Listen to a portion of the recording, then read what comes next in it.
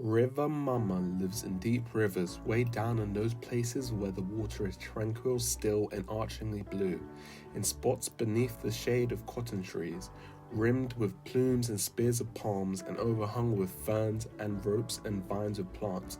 It is there, they say, in those still places, way down at the bottom of the river, that the golden table lies hidden. The Spaniards left this table made of solid gold during their quest for gold many centuries ago. River Mumma guards that table. Often at noon, on the hottest of blazing hot days, the golden table would arise. People have tried to take the golden table, but all have failed. All have ended up at the bottom of the river.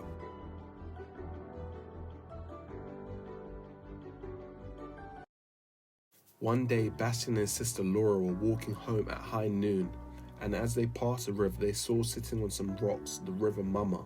"Run away," Laura cried, but it was too late. Bastian saw it right before his eyes, that magnificent golden table rising up out of the river, hovering there, gleaming bright. "Let's get that table," Bastian gasps. He couldn't believe his eyes. He heard the tales, of course, everyone had, but he had never imagined something so hypnotizing. Laura grabbed his arm. "Never, never, brother," she said, and she pulled him on, trying to get him on the path back home. "You know what happens to greedy people, Bastian." "Greedy?" Bastian said. He was bigger and stronger than his sister, and he could resist her pull no matter how hard she tried. "I'm not greedy, and you know that." "I do," Laura agreed. "That's why we're leaving. Only greedy people take what's not theirs." "And what about Papa's boss?" Bastian asked. "He's greedy."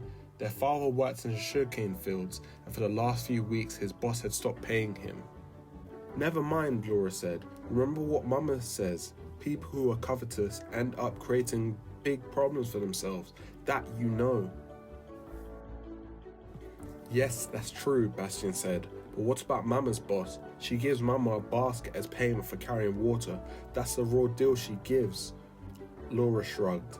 "Every day is a fishing day, but not every day is for catching fish," she said. "Things change, Bastian."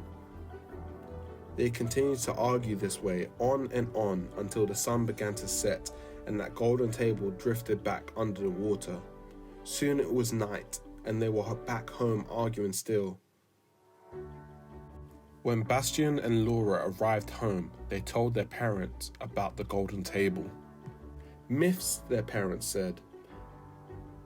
They were told to go to bed as they shouldn't worry about such things. But all throughout the night, Laura worried about her brother Bastian. She worried that he was truly lost in his greed, that he might end up like the others at the bottom of the river.